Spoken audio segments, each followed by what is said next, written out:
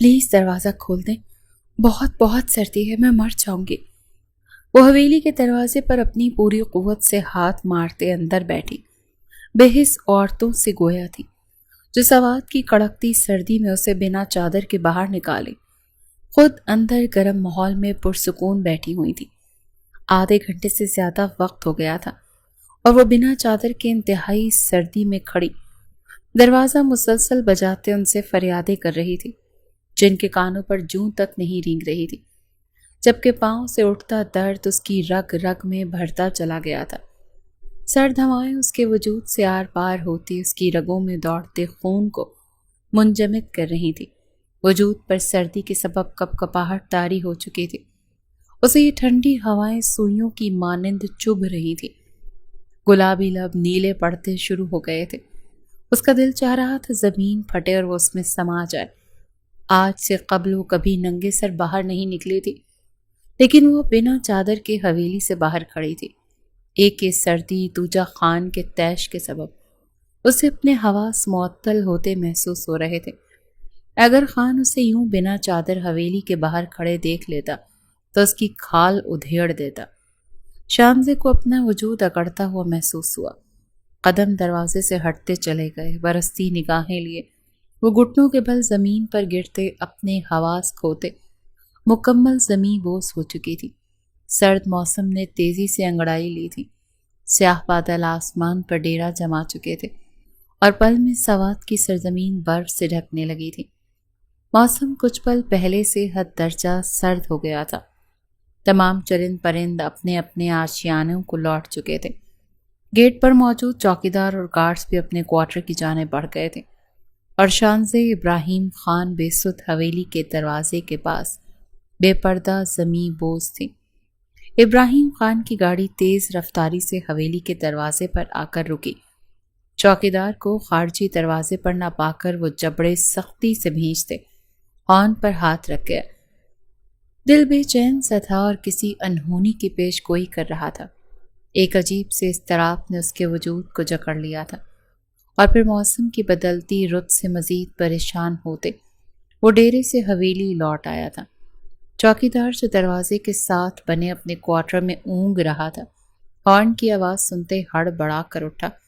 ابراہیم خان کی گاڑی دروازے کے باہر کھڑی دیکھ وہ تیزی سے باہر نکلتا دروازہ کھول گیا۔ ابراہیم نے گاڑی اندر لاؤنج پورچ میں روکی۔ بھیگے بالوں میں ہاتھ پھیرتے وہ تیزی سے حویلی کی جانب بڑھنے لگا۔ جب اس کی نگاہ حویلی کے دروازے کے پاس گرے بے ہوش نازک وجود پر پڑی، سرخ رنگ کی پٹھانی فراک تر تھی، سنہرے بال زمین پر بکھرے ہوئے تھے، سرخ اور سفید رنگت نیلاہٹ زدہ تھی۔ ابراہیم خان کا وجود ساکت ہوا تھا۔ وہ پہچان گیا اسے، وہ شانزے ابراہیم خان تھی، اس کی بیوی، جو بنا چادر کے حویلی سے باہر برستی بارش میں بے سدھ زمیں بوس تھی۔ ابراہیم کو اپنے حواس جھنجھناتے ہوئے محسوس ہوئے۔ سفید رنگت میں تیزی سے سرخیاں گھلی، سینے میں تکلیف کا احساس اجاگر ہوا۔ اگلے ہی پل وہ 10 قدموں کا فاصلہ 5 قدموں میں طے کرتے اس تک آتے اس کی بے ہوش وجود کو اپنے بازوؤں میں اٹھا گیا۔ خان صاحب! چوکیدار جو اس سے معذرت کرنے آیا تھا اسے پکار گیا۔ ابراہیم خان کی آنکھوں میں طیش ابھر آیا۔ اپنی نظریں جھکائے واپس چلے جاؤ حکیم، سرد لہجے میں کہتے وہ ایک سرد نگاہ حویلی کے بند دروازے پر ڈالتے ایک طرف بنی انیکسی کی جانب بڑھ گیا۔ اسے اب سمجھ آیا تھا کہ بے چینی نے اس کے وجود کو کیوں جکڑا ہوا تھا، وہ کیوں اضطراب میں مبتلا تھا، کیونکہ شانزے ابراہیم تکلیف میں تھی۔ وہ تیز سے قدم اٹھاتے اسے انیکسی میں بنے کمرے میں لے آیا تھا۔ شانزے کو بیڈ پر لٹاتے ابراہیم نے اس کے نیلاہٹ زدہ چہرے کو بغور دیکھا۔ اس کا وجود برف کی مانند سرد تھا، نہ جانے کب سے وہ برستی بارش میں ہوش و حواس سے بیگانہ زمیں بوس تھے۔ ابراہیم خان کو اپنی ضبط کی تنابیں ہلتی محسوس ہوئیں۔ شانزے! ابراہیم نے اس کے عارض پر ہاتھ رکھتے اسے جگانے کی سعی کی، لیکن جواب ندارد۔ ابراہیم خان اس کی بند آنکھوں کو دیکھتے اب گھبراہٹ میں مبتلا ہوا تھا۔ ابراہیم خان اپنے بھیگے سراپے کو بھلائے شانزے ابراہیم کے ہاتھوں اور پاؤں کو رگڑتے اسے گرمائش پہنچانے کی کوشش کر رہا تھا، لیکن اس کی ہر کوشش ناکام ٹھہری تھی۔ شانزے کے وجود میں ہلچل تک نہ ہوئی تھی، اس کی رنگت میں کوئی بدلاؤ نہیں آیا، اور ابراہیم خان اسے یوں ساکت دیکھ مانو گہرے اضطراب میں مبتلا ہو چکا تھا۔ باہر موسم طوفان بارش میں بدل چکا تھا، ایسے میں کوئی بھی ڈاکٹر حویلی تک نہیں آ سکتا تھا، اسے ہی کچھ کرنا تھا۔ یکدم دماغ میں ہوتے جھماکے کو سوچتے اس نے سبز بے چین آنکھیں پرسکون ہوئیں۔ اگلے ہی پل وہ بنا کسی ہچکچاہٹ کے شانزے کے نزدیک آتے اس کے وجود کو گیلے کپڑوں سے آزاد کرتے، خود کو بھی ہر پردے سے آزاد کرتے اس پر جھکایا۔ شانزے کے وجود کو اپنے وجود سے لپٹائے وہ اپنے بدن کی حرارت مہیا کرنے لگا، جبکہ نگاہیں اب خمار کی سرخی خود میں سمیٹ گئی تھی۔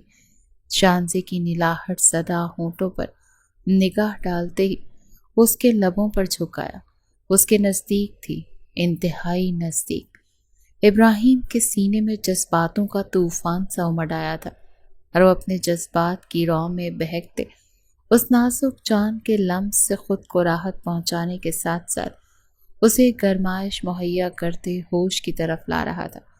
شانزے کی سانسوں کو پیتے وہ اپنے ہاتھوں کی بے باکی اس کے وجود پر دکھاتے شانزے کو بے ہوشی کی حالت میں بھی بے چین کر گیا۔ ابراہیم خان شانزے کو رنگت میں سرخیاں گھلتی دیکھ اس کے لبوں کو آزادی دیتے اس کی گردن میں جھکائے، اس کی گردن پر اپنے لبوں کا لمس چھوڑتے اپنی شدت کے گہرے نشان ثبت کرتا، اپنی اور اس کی جان ایک کر گیا۔ شانزے ابراہیم نیم ہوش میں آتے اپنے آپ کو ابراہیم خان کی گرفت میں قید پاتے، پھر اپنی آنکھیں موند گئی۔ اتنے پل ٹھنڈ میں رہنے کے سبب اس میں طاقت نہیں تھی ابراہیم خان کو روکتے مزاحمت کرنے کی، جبکہ ابراہیم خان اب سب کچھ بھولے اس کے وجود میں گم ہوتا مسروریت کے جہان کی سیر کو نکل چکا تھا۔ ماضی: عقیل خان جلدی فیصلہ کرو، بیٹی یا بیٹا؟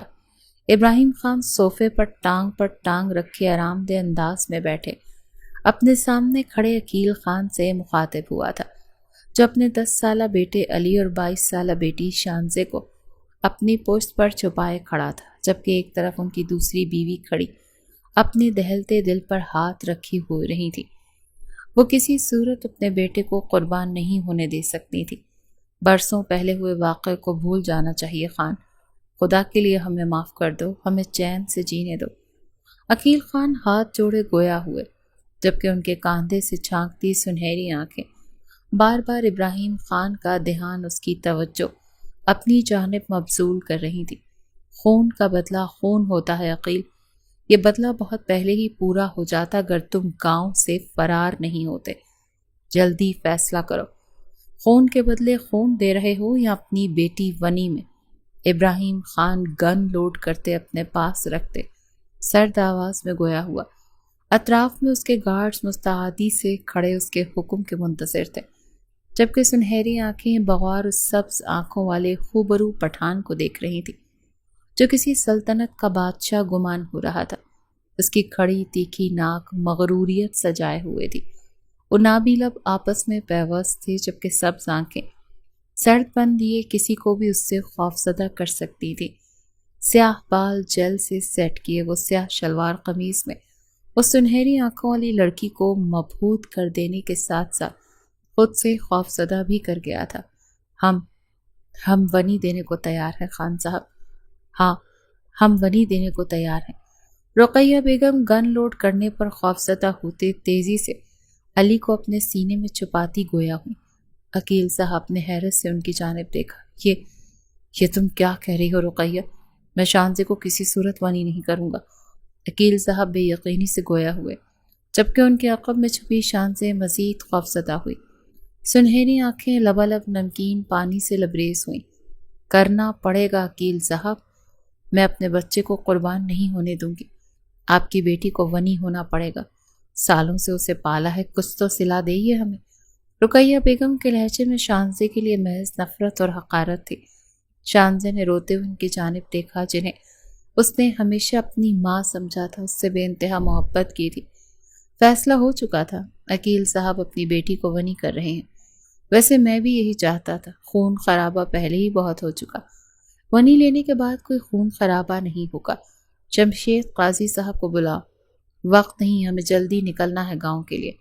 ابراہیم خان اپنی جگہ سے اٹھتے ایک نظر ہرنی کی مانند خوف زدہ سہمی نگاہوں کو دیکھتے عقیل صاحب سے گویا ہوتے اپنے قریبی گارڈ کو حکم دے گیا۔ عقیل صاحب کو یوں لگا جیسے کسی نے ان کا کلیجہ نکال لیا ہو سینے سے۔ بابا، بابا میں آپ کو چھوڑ کر نہیں جاؤں گی، بابا پلیز مجھے بچا لیں، مجھے کہیں نہیں جانا۔ شان سے مزید خاموش نہیں رہ سکتی تھی۔ عقیل صاحب کے روبرو آتے وہ ان کا بازو جکڑے کسی چھوٹی بچی کی مانند روتے ہوئے بولی تھی۔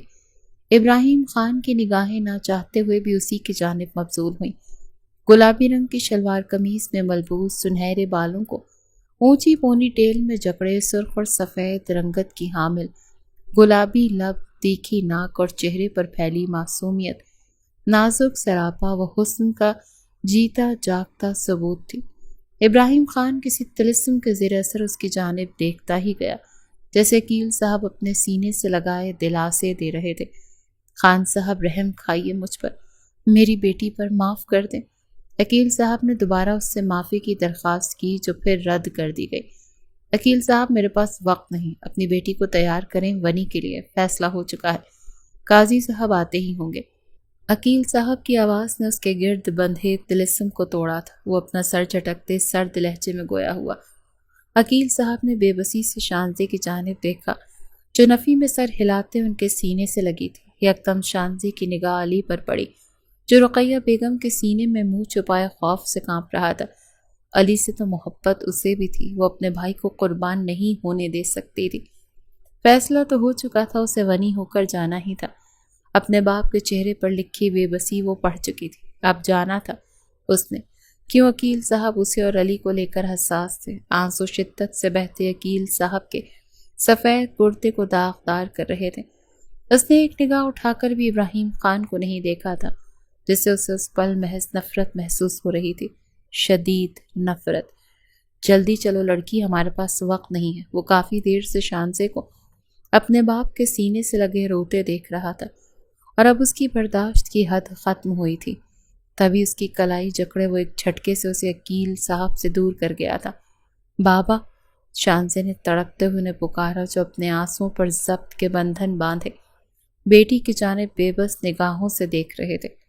علی بھی بہن کی جدائی پر اشک بار تھا۔ محض رقیہ بیگم تھی جن کے چہرے پر حد درجہ اطمینان تھا۔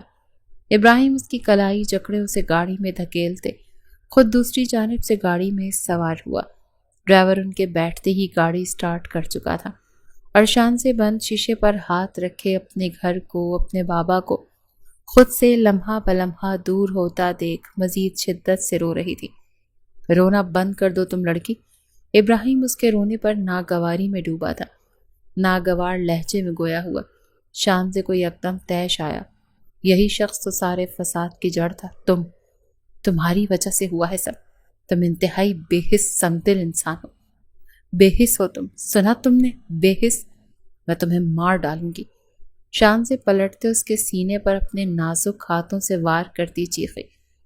ڈرائیور کے سامنے اس حرکت پر ابراہیم خفت اور شرمندگی میں مبتلا ہوتے۔ اس کے ہاتھوں کو جکڑے اس کی پشت سے لگائے اسے اپنے انتہائی نزدیک کرتے اپنی گرفت میں قید کر گیا۔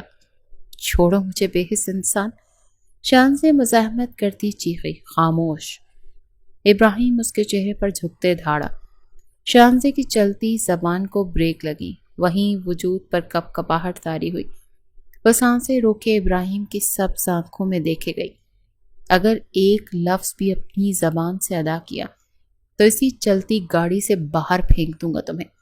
ونی میں آئی ہو تمہاری زبان درازی برداشت نہیں کروں گا، سمجھی؟ ابراہیم سرد لہجے میں کہتے بھویں ریز کر گیا۔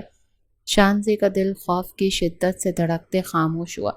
وہ ابراہیم کے خوف سے پلک تک نہیں جھپکا رہی تھی اور ابراہیم خان اس کے اس انداز پر پہلو میں موجود اپنے دل کو باغی ہوتا محسوس کر رہا تھا۔ گڈ، اسی طرح خاموشی سادھے بیٹھی رہو اور جتنا ہو سکے اپنی اس چلتی زبان کو قابو میں رکھنا لڑکی، ورنہ خمیازہ بھگتنا پڑے گا تمہیں۔ سرد لہجے میں تنبیہ کرتا اس کے ہاتھوں کو اپنی گرفت سے آزاد کر گیا۔ شانزے اس سے آزادی پاتے ہی گاڑی کے دروازے سے جا لگی۔ اپنے پاؤں اوپر کیے وہ اپنے گھٹنوں میں منہ چھپائے بن آواز رونے لگی۔ عقیل صاحب کی یاد شدت سے ستانے لگی تھی۔ نہ جانے حویلی والے اس کے ساتھ کیسا سلوک کرتے، وہ جانتی تھی وہ خون کے بدلے ونی میں جا رہی ہے۔ حویلی والے اسے سرآنکھوں پر تو بٹھانے سے رہے، اور یہی سوچ اسے مزید خوف میں مبتلا کر رہی تھی۔ ابراہیم نے ایک سرد نگاہ اس کے وجود پر ڈالی۔ اس کے ہچکولے کھاتے وجود کو دیکھتے وہ اپنے چہرے پر ہاتھ پھیرتے اپنا دھیان باہر نظر آتے مناظر کی جانب مبذول کر گئی۔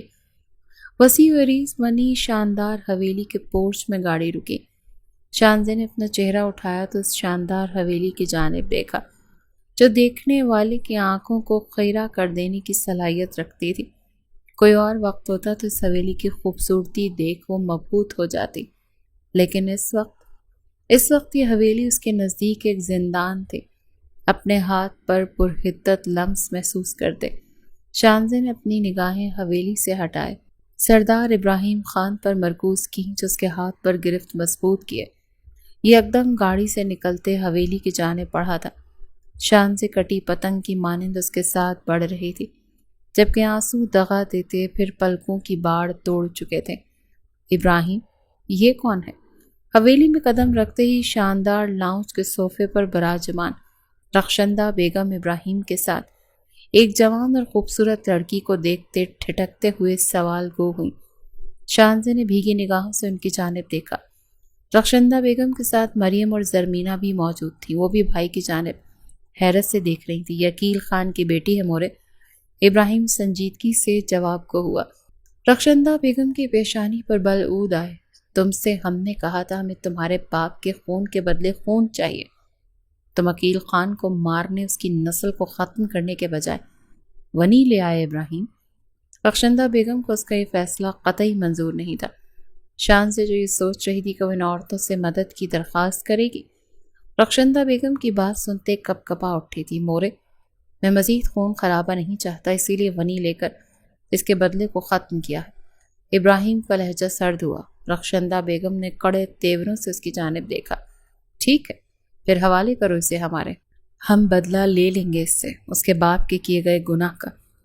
رخشندہ بیگم سختی سے بولی۔ شانزے خوفزدہ ہوتے ابراہیم کی پشت کے پیچھے چھپتے اس کے ہاتھ پر گرفت مضبوط کر گئی۔ رخشندہ بیگم سے جن نگاہوں سے دیکھ رہی تھی وہ اس معصوم لڑکی کا ننھا سا معصوم دل سہما گئی تھی۔ مورے، میں اسے ونی میں لایا ہوں، اسے سزا دینے کا اختیار صرف میرے پاس ہے، میرے علاوہ آپ میں سے کوئی بھی اس کی جانب نہیں دیکھے گا۔ ابراہیم خان ماں کے آگے ڈٹ کر کھڑا کچھ پل پہلے اپنے نکاح میں آئی لڑکی کی خاطر باس پرس کر رہا تھا۔ تم بھول گئے ہو کہ اس کے باپ نے کس طرح تمہیں یتیم کیا ابراہیم؟ اس کا باپ خونی ہے، قاتل ہے تمہارے باپ کا۔ رخشندہ بیگم چیخ اٹھی۔ ان کے چیخنے پر کمرے سے فضل خان اور ابراہیم کے چچا اور سائمہ بیگم بھی باہر نکل آئی تھی۔ نہیں بھولا مورے، میں کچھ بھی نہیں بولا۔ چھوٹی عمر میں باپ کا سایہ سر سے اٹھ جانا اور پھر ناتواں کاندھوں پر بوجھ کا آ جانا نہیں بولا، میں کچھ بھی نہیں بولا مورے۔ لیکن یہ لڑکی میری ہے اور اسے سزا اور جزا دینے کا اختیار محض میرے پاس ہے۔ آپ میں سے کوئی بھی اس سے سختی سے پیش نہیں آئے گا۔ یہ لڑکی میرے نام کے ساتھ منسوب ہے، ابراہیم خان کی بیوی ہے، اسے اسی طرح اس حویلی میں رکھا جائے گا۔ ابراہیم سب کی جانب تنبیہی نگاہوں سے دیکھتے سرد لہجے میں غرایا۔ سب حیرت کا مجسمہ بنے اس کی باتیں سن رہے تھے۔ ابراہیم، تم بے حس ہو گیا ہے، بھول گیا ہے سب کچھ، ہم تمہاری بات نہیں مانے گا۔ تمہارا دل اپنے باپ کی خونی کے لیے نرم پڑ سکتا ہے، ہمارا نہیں۔ ہم اپنے شوہر کے قتل کا بدلہ لیں گے۔ یا تو تم عقیل خان اور اس کے بچے کی لاش ہمارے سامنے رکھو یا اس لڑکی کو ہمارے حوالے کرو، ہم اسے ونی کی طرح ہی رکھیں گے، اس کا حیثیت محض ایک ملازمہ کا ہے اس حویلی میں۔ رخشندہ بیگم نفی میں سر ہلاتے شانزے کی جانب نفرت آمیز نگاہوں سے دیکھتے گویا ہوئیں۔ شانزے ساری صورتحال میں کپ کپاتا وجود لیے کھڑی تھی۔ آنکھوں کے سامنے اندھیرا چھا رہا تھا۔ وہ بمشکل اپنے قدموں پر کھڑی تھی۔ مورے، میں اس گاؤں کا سردار ہونے کے ناطے کہہ رہا ہوں کہ آپ میں سے کوئی بھی اس لڑکی کو کسی قسم کی سزا نہیں دے گا۔ اسے میں لایا ہوں، اس کی سانسوں تک پر میرا حق ہے۔ میں اسے سزا دے سکتا ہوں، میں اس سے بدلہ پورا کر سکتا ہوں، باقی کوئی نہیں، اور یہی میرا آخری فیصلہ ہے۔ میرے فیصلے سے انحراف برتنے کا حق اس حویلی کیا پورے گاؤں میں کسی کو حاصل نہیں۔ ابراہیم کا لہجہ قطعیت بھرا تھا، گنجائش کی ذرا برابر بھی رمق نہیں تھی۔ لاؤنج میں ایک دم گمبھیر خاموشی نے اپنی جگہ بنائی۔ رخشندہ بیگم نے نم نگاہوں سے ابراہیم کی جانب دیکھا، جو ان کے دیکھنے پر نظریں چرائے سرخ چہرہ اور بھینچے جبڑے لیے اپنے کمرے کی جانب بڑھ گیا۔ شانزے کو مجبوراً اس کے قدموں کا ساتھ دینا پڑا۔ ابراہیم خان اپنی ہر آسائش سے آراستہ کمرے میں داخل ہوتے شانزے کا ہاتھ چھوڑ گیا۔ شانزے نے اپنے سرخ پڑتے ہاتھ کو سہلاتے اپنی سسکیاں ضبط کی۔ ابراہیم خان اس پر ایک نگاہ ڈالے بنا واش روم میں جا بند ہوا۔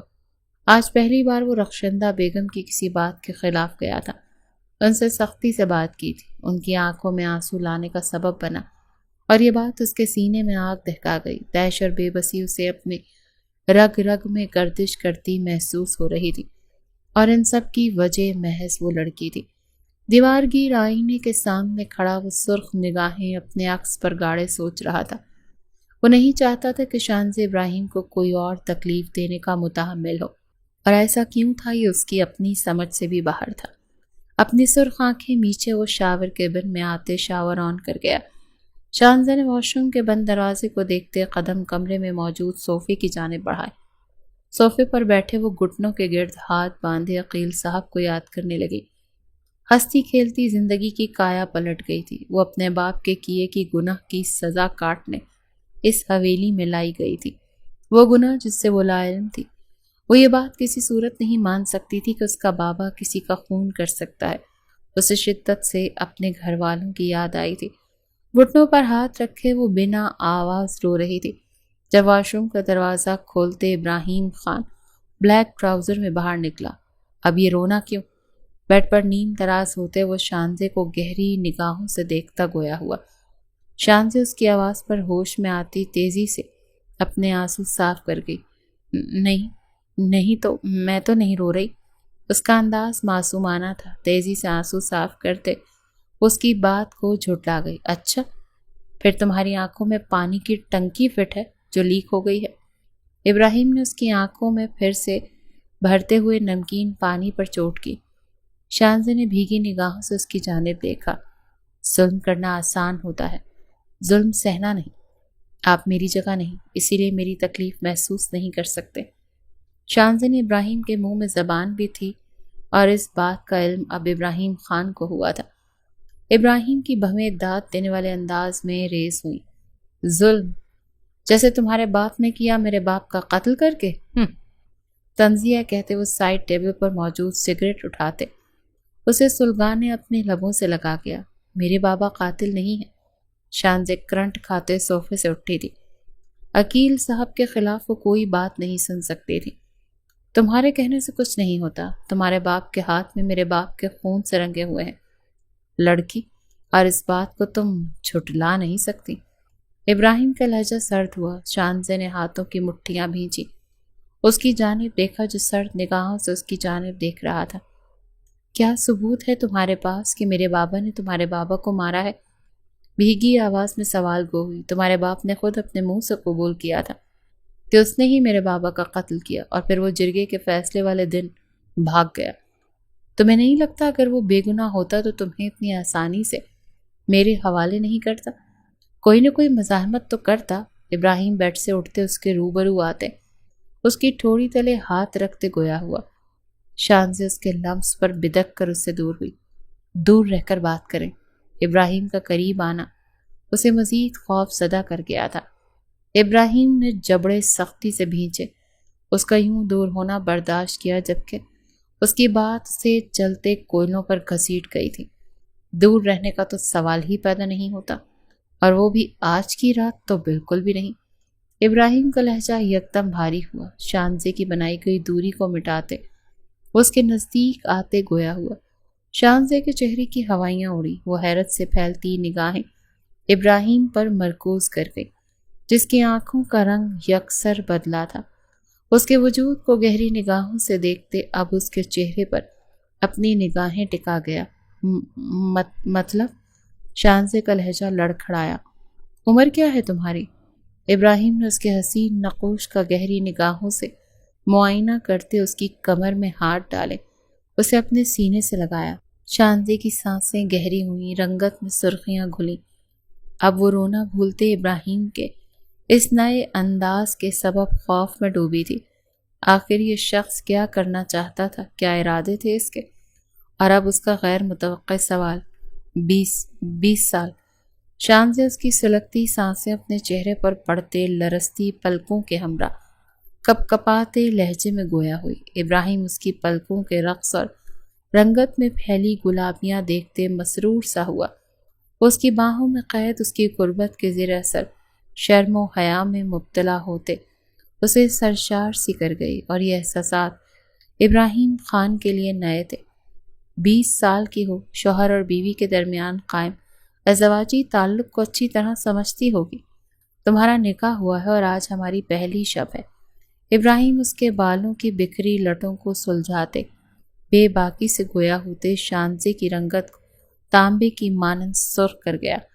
آپ بھول رہے ہیں، یہ شادی نارمل شادی نہیں ہے، آپ ونی کے طور پر لائے ہیں مجھے۔ شانزے اس کے مطالبے پر لرز اٹھی، کمر پر سرسراتا ابراہیم کے ہاتھ اس کے حواس معطل کر رہے تھے۔ ابراہیم کی سینڈو جکڑے وہ اس سے دور ہونے کی سعی کرتے بولی، تم شاید بھول رہی ہو کہ ونی میں لینے کے لیے بھی نکاح کیا ہے میں نے تم سے۔ تم پر فرض ہے اپنی قربت سے مجھے سکون پہنچانا، اچھی بیویوں کی طرح میرے حقوق پورے کرنا۔ ابراہیم اس کی نفی پر اشتعال میں آتے اس کی کمر پر گرفت مضبوط کر گیا۔ شانزے نے اپنی سنہری سرخ مترنم نگاہیں اس کی آنکھوں میں گاڑی۔ اپنے باپ کے قاتل کی بیٹی سے سکون حاصل کریں گے آپ؟ شانزے کا لہجہ استہزائیہ تھا۔ ابراہیم اس کے لفظوں سے بھر بھر جلا تھا۔ تمہیں کہا تھا کہ اپنی زبان قابو میں رکھنا۔ میں تمہاری زبان درازی کسی صورت برداشت نہیں کروں گا۔ تم یہاں اپنے باپ سے سرزد ہوئے گناہ کے بدلے لائی گئی ہو اور میرے حکم کی محتاج ہو۔ میں جو کہوں گا تمہیں وہ ماننا ہوگا۔ ابراہیم مشتعل ہوتے اس کے بال جکڑے جھٹکا دیتے گویا ہوا، میں بیچا ظلم برداشت نہیں کروں گی۔ آپ کو اپنے وجود پر حکمت حاصل کرنے نہیں دوں سکتی۔ سنا آپ نے، ونی میں آئی ہوں، ونی کی طرح پیش آئیں، مجھے ماریں، اس حویلی کی ملازمہ بنا دیں، لیکن اپنی قربت کی مار مت ماریے مجھے آپ کی قربت قبول نہیں۔ سنا آپ نے؟ شانزے ضبط ہوتے چیخ اٹھی۔ اس کے لفظوں پر ایک آگ کا طوفان تھا جو ابراہیم کے سینے میں جل اٹھا تھا۔ آنکھیں پل میں لہو رنگ ہوئیں۔ وہ جو اس لڑکی کو ذرا سی بھی تکلیف نہیں دینا چاہتا تھا، اب اس کے لفظوں کی بدولت تیش میں اندھا ہوتے اسے اپنے بازوؤں میں جکڑ گیا۔ اس قدر ناگوار ہے تمہارے نزدیک میرا لمس، میری قربت؟ شانزے کو بیڈ پر لٹاتے وہ اس پر سایہ فگن ہوتے غرایا۔ اس کی نکاح میں ہوتے اس کی قربت سے انحراف برت رہی تھی، اسے جھٹک رہی تھی۔ ابراہیم خان کی مردانہ انا پر اس کا انکار کوڑوں کی مانند برسا تھا۔ یہ شادی میری مرضی سے نہیں ہوئی، آپ سے نکاح میں میری مرضی نہیں شامل تھی۔ آپ خون کے بدلے مجھے یہاں لائے ہیں، میں کیسے اپنا آپ خوشی خوشی آپ کے حوالے کر سکتی ہوں؟ ایک ایسے شخص کے حوالے جسے مجھ سے محبت نہیں، دلی لگاؤ نہیں۔ شانزے مسلسل مزاحمت کرتے اس کے حصار سے آزاد ہونے کی کوشش کر رہی تھی، لیکن ابراہیم اس کے ارد گرد اپنے ہاتھ محصور کیے اسے اپنے حصار میں قید کرتے اس کی مزاحمت کا دم توڑ رہا تھا۔ جس شخص کی تم بات کر رہی ہو تمہارا شوہر ہے، اور تمہاری پور پور پر میرا حق ہے۔ مجھے میرا حق لینے سے تم روک نہیں سکتی لڑکی۔ تمہاری روح میں شامل ہوتے مجھے تمہاری روح پر اپنے لمس کی چھاپ چھوڑنی ہے۔ ابراہیم اس کے چہرے پر جھکتے سلگتے لہجے میں گویا ہوا، اور آپ کا بدلہ؟ اس کا کیا؟ آپ کا ضمیر آپ کو اجازت دیتا ہے بقول آپ کے ایک قاتل کی بیٹی کے نزدیک آنے کے؟ شانزے اس کے متوقع قربت کے خوف سے کپ کپاتے اسے روکنے کی ممکنہ حد تک کوشش کر رہی تھی، اور اس کی یہی کوشش ابراہیم خان کو ناگوار گزری تھی۔ بدلہ ہی سمجھ لو، تمہارے وجود کے ہر حصے پر اپنے لبوں کے لمس کو چھوڑتے اپنی شدت کے نشان ضبط کرتے میں اپنا بدلہ پورا کروں گا۔ میں پٹھان ہوں لڑکی، اور پٹھان اپنے حق سے دستبرداری اختیار نہیں کرتا، چھین لیتا ہے۔ سرد لہجے میں کہتے ہوئے شانزے کو مزید مزاحمت کرنے کا موقع نہ دیے اس کی کمر میں ہاتھ ڈالے اس کے لبوں پر جھک گیا۔ شان سے اس کی جسارت پر بے یقین ہوتے اس کے سینڈوں مٹھیوں میں جکڑ گئی۔ ابراہیم خان کا لفظ جھلسا دینے والا تھا۔ اسے اپنی سانسیں ابراہیم کے تپش زدہ سانسوں میں شامل ہوتی محسوس ہوئیں۔ ابراہیم کے کاندھوں کو جکڑے اسے خود سے دور کرنے کی کوشش کرنے لگی کہ ابراہیم اس کے ہاتھوں کو اپنی گرفت میں جکڑے، اس کے وجود سے ہر پردہ کھسکاتے اس کی روح میں شامل ہوتے، اسے اپنا بناتا چلا گیا، اور شان سے اپنا آپ اس کے حوالے کرنے کے علاوہ اور کچھ نہ کر پائی۔ رات لمحہ بلمحہ سرکتی رہی اور ابراہیم خان کے لمس میں شدت در آتی رہی۔ عقیل صاحب اندھیرے کمرے میں موجود اپنی راکنگ چیئر پر بیٹھے غیر مرئی نقطے پر اپنی بھیگی نگاہیں ٹکائے ماضی کے ان بھیانک دنوں میں پہنچے ہوئے تھے جن دنوں میں ان کا زوال شروع ہوا تھا۔ یہ کیا کر دیا آپ نے فضل صاحب؟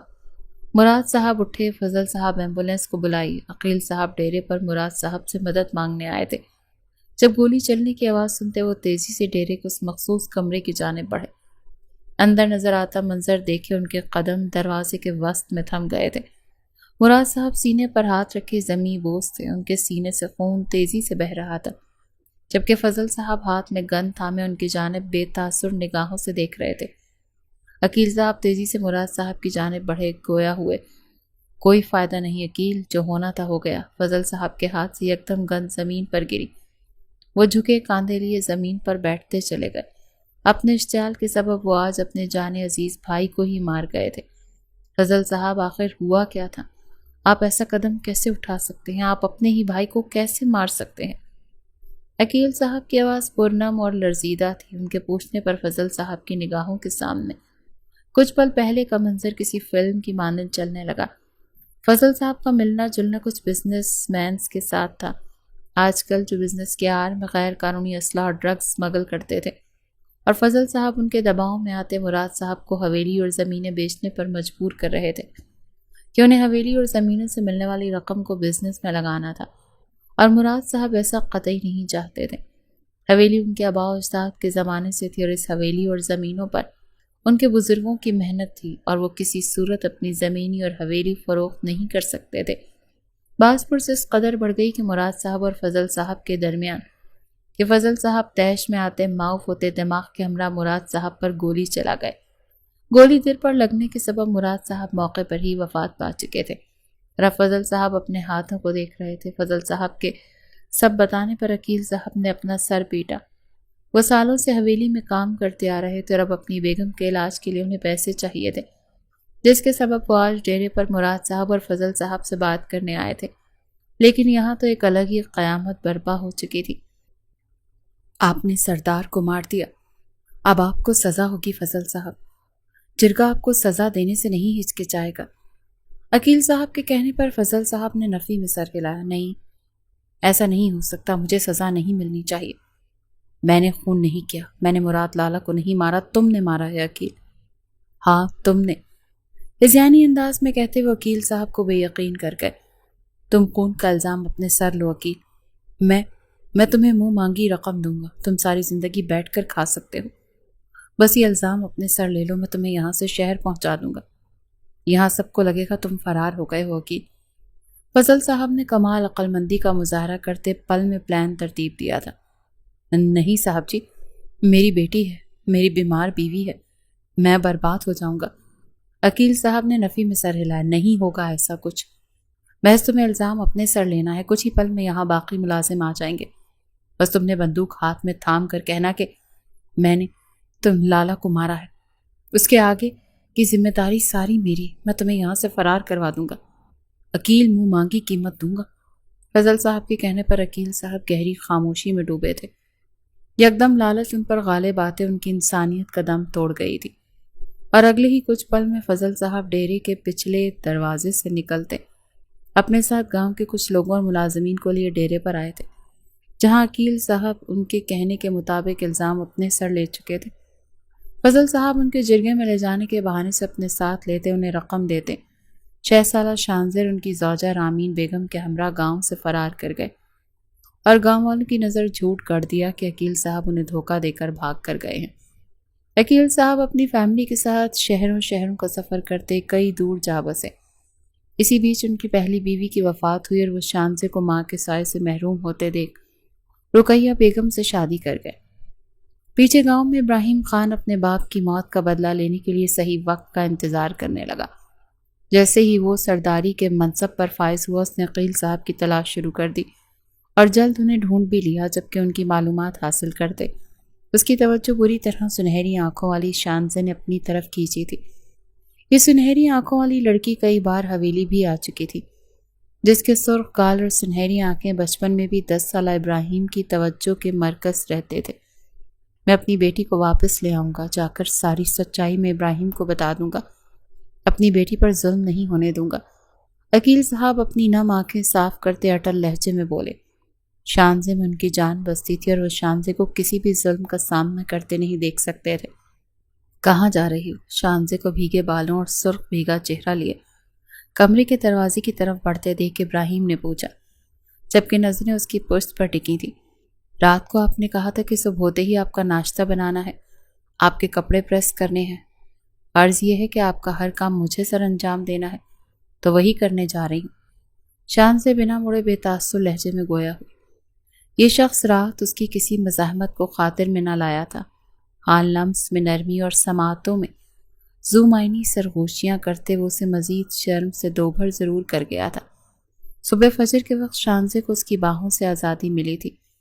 ابراہیم اس کے انداز پر مسکراہٹ ضبط کرتے، اپنے بالوں میں ہاتھ پھیرتے، آئینے میں نظر آتے اپنے سحر انگیز عکس کو مغرورانہ نگاہوں سے دیکھتے، تیزی سے اس کی جانب بڑھتے اس کی پشت کو اپنے سینے سے لگا گیا۔ ایک رات کی ہی قربت اسے اس نازک وجود کے کئی گنا قریب کر گئی تھی۔ اس کا لمس مسروریت بھرا تھا اور اس کی سنہری آنکھیں کشش خود میں سموئے ہوئے تھی۔ اس قدر فرما برداری؟ شانزے کے کاندھے پر اپنی ٹھوڑی ٹکائے اس کے سرخ عارض اپنے لب رکھتے گمبھیر لہجے میں گویا ہوا۔ نہ جانے کیوں اس کی قربت میں وہ اپنے سارے زخم بھول گیا تھا، ذات میں سکون بڑھتا چلا گیا تھا۔ وہ ان پلوں میں یہ تک بھول گیا تھا کہ وہ ونی میں آئی ہے۔ ابھی محض اسے یاد تھا تو یہ کہ وہ اس کی بیوی ہے، اس کی ہے، اس کی قربت پر، اس کی محبت پر محض اس کا حق ہے۔ ابراہیم کے لمس کے سبب شانزے کو اپنے دل کی دھڑکنیں منتشر ہوتی محسوس ہوئی۔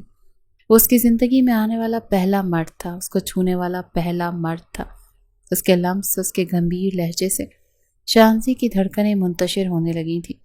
وہیں اسے یہ دکھ کھایا جا رہا تھا کہ وہ ونی کے طور پر ابراہیم کی زندگی میں شامل ہوئی ہے۔ یہ خبرو مرد کسی بھی عورت کا خواب ہو سکتا تھا۔ اس کے پاس تو تھا، لیکن اس کے دل میں شانزی کے لیے محبت نہیں تھی۔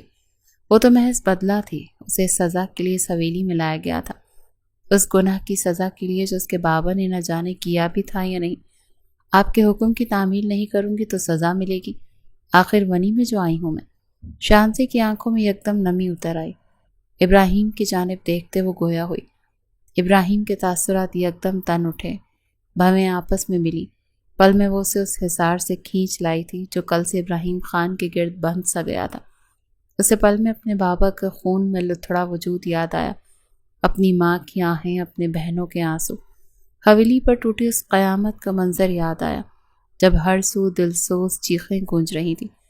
وہ سب یاد کرتے وہ واپس اپنے خول میں سمٹ گیا۔ میرے حکم کی عدولی کرنے کا اختیار نہیں ہے تمہارے پاس، ونی میں جو آئی ہو۔ من پسند عورت ہوتی تو تمہارا حکم ماننا مجھ پر لازم ہوتا۔ اس کی مہکتی سانسوں میں سانسیں بھرتا ابراہیم سرد لہجے میں گویا ہوا۔ شانزے کا دل پسیج سا گیا۔ شاید ہر مشرقی لڑکی کی طرح وہ بھی یہی چاہتی تھی کہ اس کی زندگی میں شامل ہونے والے مرد، اسے چھونے والے مرد کے دل میں وہ راج کرے، وہ اس کی پسندیدہ عورت بنے۔ لیکن یہاں تو وہ ونی تھی، خون کے بدلے آئی تھی۔ بہت اچھی طرح واقف ہوں میں اس اصلیت سے، خوش فہمیاں نہیں پالوں گی۔ زخمی مسکان لبوں پر سجائے بولی۔ ابراہیم نے جبڑے بھینچے، اس سے فاصلہ بنایا۔ اچھی بات ہے، سرد لہجے میں کہتے وہ اپنی داڑھی پر ہاتھ پھیر گیا۔ شانزے اپنے آنسو پر پیتی دروازے کے ہینڈل پر ہاتھ رکھ گئی جب ابراہیم اسے ننگے سر سینے پر دوپٹہ پھیلائے باہر جاتا دیکھ مٹھیاں بھینچے اس کی کمر میں ہاتھ ڈالے اپنی جانب کھینچ گیا۔ شانزے کٹی ڈال کی مانند سے اس کے سینے سے آن لگی۔ یکدم اس کے چہرے کی ہوائیاں اڑیں، وہ آنکھیں پھیلائے اس کی جانب حیرت سے دیکھنے لگی۔ ابراہیم کی یہ جسارت غیر متوقع تھی۔ اس طرح جاؤ کہ باہر؟ ابراہیم نے اسے سرتا پیر دیکھتے سخت لہجے میں پوچھا۔ شانزے کی آنکھوں میں الجھن دھر آئی۔ کیا قباحت ہے میرے حلیے میں؟ شانزے نے اپنے حلیے پر ایک نظر ڈالتے پوچھا۔ وہ شلوار قمیص میں ملبوس تھی، اس کی نظر میں تو اس کا حلیہ بہتر تھا۔ یہ تمہارے باپ کا شہر نہیں یا بنگلہ نہیں شانزے ابراہیم، جہاں تم ننگے سر بے فکری سے گھومتی رہو۔ یہ سردار ابراہیم کی حویلی ہے اور تم اس کی بیوی۔ ننگے سر اس کمرے سے قدم تک باہر نہیں نکالو گی تم۔ ابراہیم کا لہجہ سلگتا ہوا تھا۔ اسے قطعی شانزے کی یہ لاپرواہی پسند نہیں آئی تھی۔ ابراہیم کے انداز پر شانزے کے وجود میں برقی روشنی دوڑ اٹھی۔ اس بات میں سر ہلاتے وہ ابراہیم سے دور ہوئی۔ ابراہیم نے اس کے دور ہونے پر لب بھینچے، اس کے سر پر دوپٹہ اڑاتے اس کا گال تھپ تھپایا۔ آئندہ دھیان رکھنا، اسے تنبیہ کرتے وہ ایک بھرپور نظر اس کے سراپے پر ڈالتے ڈریسنگ روم کی جانب بڑھ گیا۔ شانزے اپنی دھڑکنوں کے شور سے عاجز آتے کمرے سے نکلتی چلی گئی۔ تقریباً 1 مہینہ گزر گیا تھا اسے اس حویلی میں آئے ہوئے، اور سے 1 مہینے میں وہ ابراہیم خان کے پل میں تولا اور پل میں ماشا والے روپ کے سبب گہری اذیت میں مبتلا ہو چکی تھی۔ اس کے نزدیک آتا تھا تو لمس میں محبت اور نرمی کوٹ کوٹ کر بھری ہوتی تھی، تو وہیں آنکھیں محبت کے احساس سے لبریز، اور جب اسے احساس دلا دیتی تھی کہ وہ ونی میں آئی ہے، ابراہیم خان کا لہجہ، اس کا انداز سرد ہو جاتا تھا۔ اس 1 مہینے میں وہ ابراہیم خان کو اپنے دل میں مکمل بسا چکی تھی۔ کئی بار وہ اس کی خاطر حویلی والوں کے سامنے ڈٹ کر کھڑا ہو گیا تھا۔ کئی بار جب رخشندہ اور رامین بیگم نے ابراہیم کی غیر موجودگی میں اسے نقصان پہنچایا اور ابراہیم اس کی آنکھوں میں تیرتی تکلیف کو بھانپتے اس سے سچ جان کر حویلی میں کوہرام کھڑا کر گیا تھا، اور یہی سب باتیں شانزے کو مزید اس کی جانب کھینچتی تھیں۔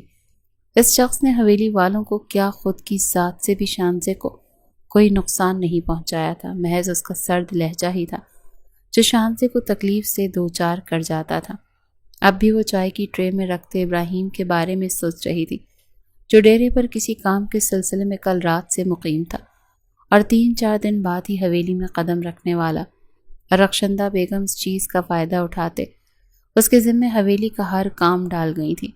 شانزے نے لاؤنج میں آتے ٹیبل پر چائے رکھتے رخشندہ بیگم کی جانب دیکھا، جو کینہ توز نگاہوں سے اس کی جانب دیکھ رہی تھی۔ اس لڑکی کی وجہ سے ان کا بیٹا ان کے روبرو آیا تھا، ان سے بحث کی تھی، اور یہ بات وہ برداشت نہیں کر پا رہی تھی۔ چائے، شانزے نے چائے کپ میں ڈالتے ان کے آگے بڑھائی۔ جب وہ جان بوجھتے اس کے ہاتھ پر ہاتھ مارتے کپ خود پر گرا گئی۔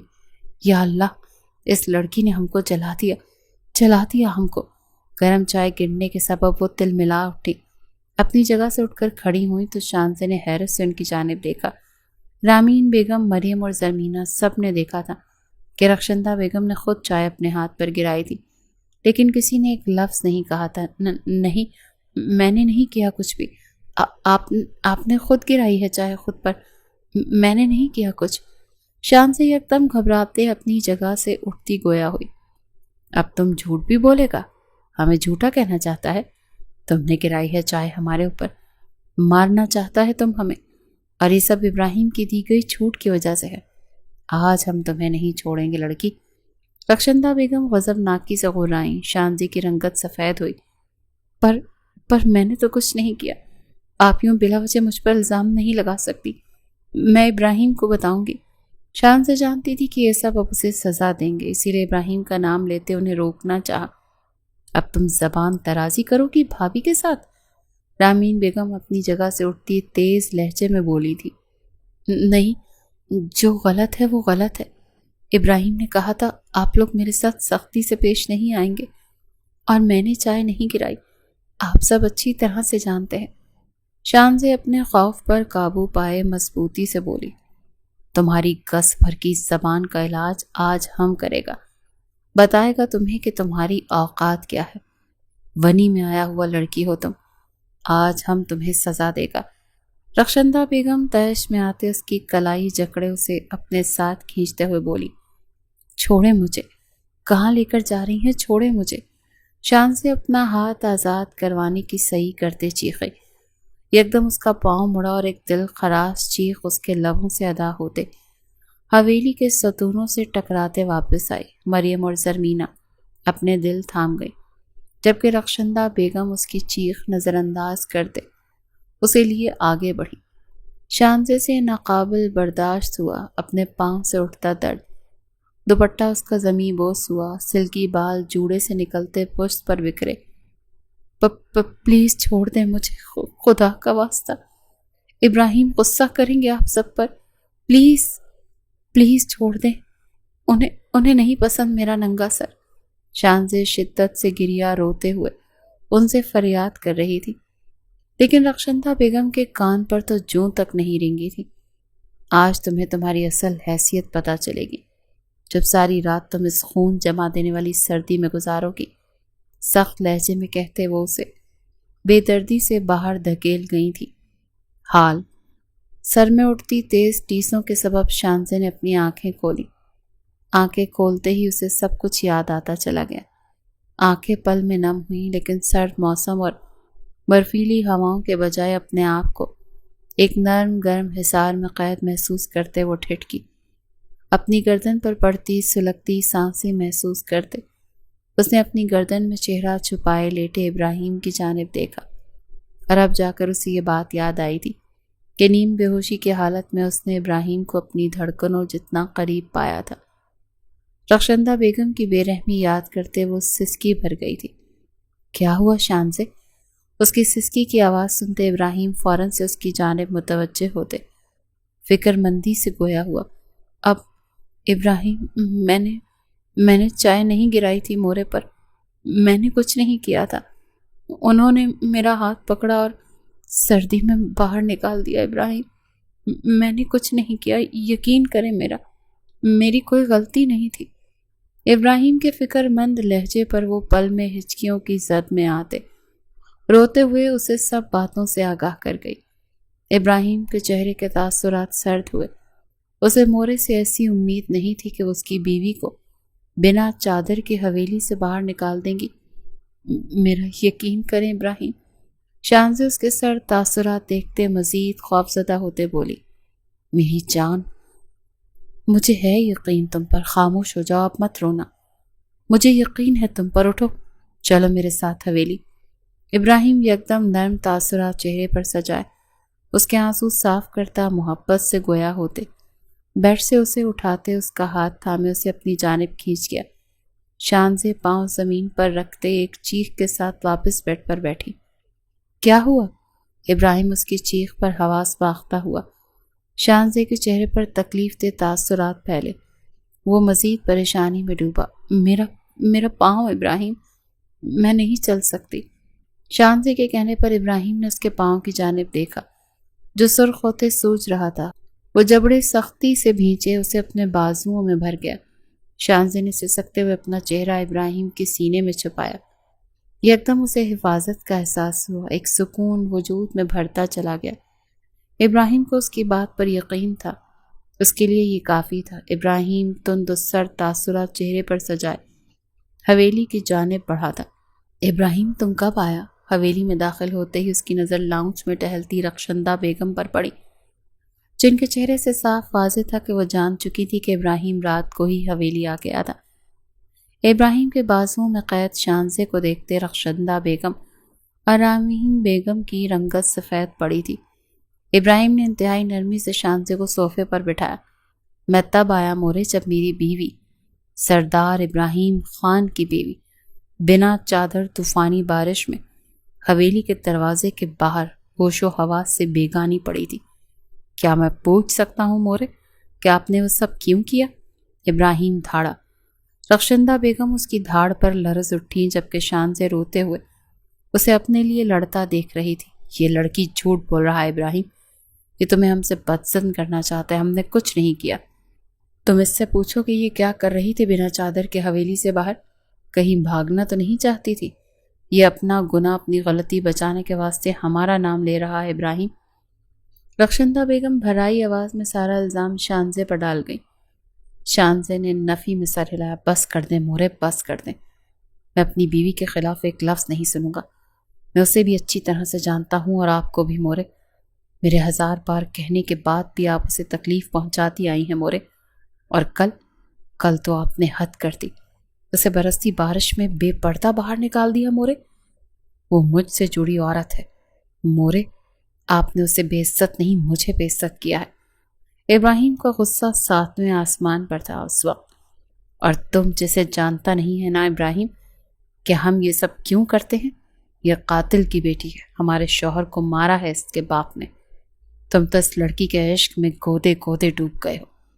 رخشندہ بیگم روتے ہوئے بولی، ہاں ہو گیا ہے عشق مجھے اپنی بیوی سے، میری سانسوں میں بسنے لگی ہے وہ، میں اس پر ایک آنچ بھی برداشت نہیں کر سکتا مورے، اور یہ میری بیوی ہے، صرف اور صرف میری بیوی، اس کا بابا کے خون سے کوئی تعلق نہیں۔ ابراہیم ان کی بات کاٹتے درستی سے بولا تھا۔ لاؤنج میں یکدم سناٹا چھا گیا۔ شانزے کو اپنی سماعتوں پر یقین نہیں آیا۔ میں معاف کرتا ہوں بابا کا خون، میں اپنا بدلہ اپنے رب پر چھوڑتا ہوں، اور بے شک وہ بہترین انصاف کرنے والا ہے مورے، لیکن میں اب ونی کے نام پر اپنی دل عزیز بیوی کو مزید تکلیف نہیں دے سکتا مورے۔ ابراہیم خان کی آنکھوں میں یکدم محبت سے مٹائی تھی۔ شانزے کی جانب دیکھتے وہ محبت سے گویا ہوا، اور شانزے کو اپنا دل پہلو سے سر ٹکراتا محسوس ہوا۔ اس سفر میں وہ تنہا نہیں تھی، وہ بھی اس سفر میں برابر شامل تھا۔ ایک ایسا سکون تھا جس نے اس کے وجود کا احاطہ کیا تھا۔ ابراہیم صاحب اور شانزے کو اپنا دل پہلو سے سر ٹکراتا ہوا محسوس ہوا۔ اس سفر میں وہ تنہا نہیں تھی، وہ بھی اس سفر میں برابر شامل تھا۔ ایک ایسا سکون تھا جس نے وجود کا احاطہ کیا تھا۔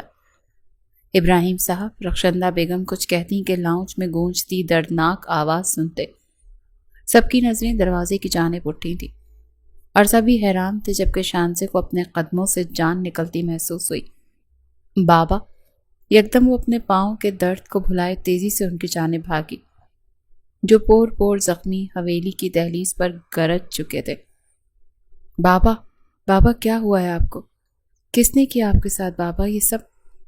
شانزے بے ربط جملے ادا کرنے لگی، جبکہ ابراہیم بھی حیرت میں مبتلا اون تک آیا تھا۔ اب ابراہیم صاحب مجھے معاف کر دیں، میں نے برسوں پہلے ایک گناہ کو چھپانے جیسا بدترین عمل کیا تھا۔ میں نے مراد صاحب کو نہیں مارا تھا، آپ کے چچا فضل صاحب۔ ٹوٹتی آواز میں وہ ان سب کو سچائی سے واقفیت کروا گئے۔ ابراہیم بے یقین تھا، یقین کرنا مشکل تھا کہ اس کے سگے چچا نے اس کے باپ کو مارا تھا۔ رخشندہ بیگم، رامین بیگم، غرض سب بے یقین تھے۔ خدا کے لیے میری بیوی بچے کو بچا لیں، میں بہت پہلے آ کر آپ کو سچائی بتا دیتا، لیکن فضل نے مجھے میری بیوی بچوں سمیت میرے گھر میں یرغمال بنا لیا تھا۔ میں بہت مشکلوں سے یہاں تک پہنچا۔ عقیل صاحب ہاتھ جوڑے گویا ہوئے، جبکہ حویلی کی دہلیز پر قدم رکھتے فضل صاحب اپنی سچائی سامنے آ جانے پر گڑبڑا سے گئے تھے۔ ابراہیم نے سرخ نگاہوں کا رخ ان کی جانب کیا۔ ان کے ماتھے پر موجود پسینہ ان کی آنکھوں میں تیرتا خوف اور چہرے پر گھبراہٹ دیکھتے شک کی کوئی گنجائش نہیں بچی تھی۔ کیوں کیا چچا آپ نے؟ کیوں مارا میرے بابا کو؟ ابراہیم چیخا، معاف کر دو ابراہیم، غلطی ہو گئی۔ فضل صاحب نے ہاتھ جوڑے معافی مانگی، گناہ ہوا تھا آپ سے، اور اس کی سزا ملے گی آپ کو۔ ابراہیم کہتا پل میں پولیس کو فون کر کے آتا، جبکہ حویلی کے باہر دروازے پر تعینات گارڈز بلاتے اس نے فضل صاحب کو پولیس کے آ جانے تک پکڑ کر رکھا تھا۔ پولیس کے آنے پر فضل صاحب چیختے چلاتے رہ گئے۔ رامین بیگم فریادیں کرتی رہ گئیں، لیکن کسی نے بھی ان کی ایک نہ سنی۔ پولیس فضل صاحب کو لیتے حویلی سے نکلتی چلی گئی، جبکہ رامین بیگم بھی تیزی سے ان کے پیچھے لپکی تھی۔ ابراہیم صاحب، اب میری بیٹی کو آزاد کر دیں، میں اپنے بچوں کو لے کر یہاں سے دور چلا جاؤں گا۔ مجھے معاف کر دیں کہ میں نے آپ سے سچائی اتنے سال چھپا کر رکھی۔ عقیل صاحب کی بات پر شانزے نے بھیگی نگاہوں کا رخ ابراہیم کی جانب کیا، جس نے نفی میں سر ہلایا تھا۔ میں آپ کی بیٹی کو آزاد نہیں کر سکتا عقیل صاحب، آپ کی بیٹی اب اس سردار کے جینے کی وجہ ہے، اس کے بغیر جینا میرے بس کی بات نہیں۔ میں مرتا مر جاؤں گا، لیکن اسے آزاد نہیں کروں گا۔ ابراہیم کا لہجہ قطعیت بھرا اور اٹل تھا۔ شانزے کے دل کو نہ کو سکون ملا۔ عقیل صاحب نے بیٹی کے چہرے کی جانب دیکھتے اس کی رضامندی جاننا چاہی۔ بابا، میں یہ رشتہ ختم نہیں کرنا چاہتی، میں اپنا گھر برباد نہیں ہونے دے سکتی، میں ابراہیم کے ساتھ رہنا چاہتی ہوں۔ انہوں نے مجھ پر کبھی ہاتھ نہیں اٹھایا، کبھی مجھ پر ظلم نہیں کیا، بلکہ ہر بار میرے لیے اپنی ماں سے ٹکرائے، میرے لیے سٹینڈ لیا، اور میں انہیں کھونا نہیں چاہتی۔ شانزے نے دل کی بات باپ کو بتائی۔ ابراہیم کو اپنی رگوں میں دوڑتا خون سکون میں بدلتا محسوس ہوا۔ وہیں عقیل صاحب کو کیا مسئلہ ہو سکتا تھا؟ جب ان کی بیٹی خوش تھی تو وہ بھی خوش تھے۔ ابراہیم انہیں اسپتال لے گیا، جبکہ عقیل صاحب کے گھر کے باہر تعینات فضل صاحب کے آدمی بھی وہ ہٹا چکا تھا۔ وہیں رخشندہ بیگم اپنے لہجے اور ناروا سلوک کی معافی شانزے سے مانگ چکی تھی، جس نے بڑے دل کا مظاہرہ کرتے تمام رنجشیں بھلاتے انہیں معاف کیا تھا۔ مراد صاحب کی کمی کوئی پوری نہیں کر سکتا تھا، لیکن اب حویلی والے پرسکون تھے کہ ان کا قاتل اپنے کیے کی سزا کاٹ رہا ہے۔ وہیں رامین بیگم اپنے مائکے جا لوٹی تھی۔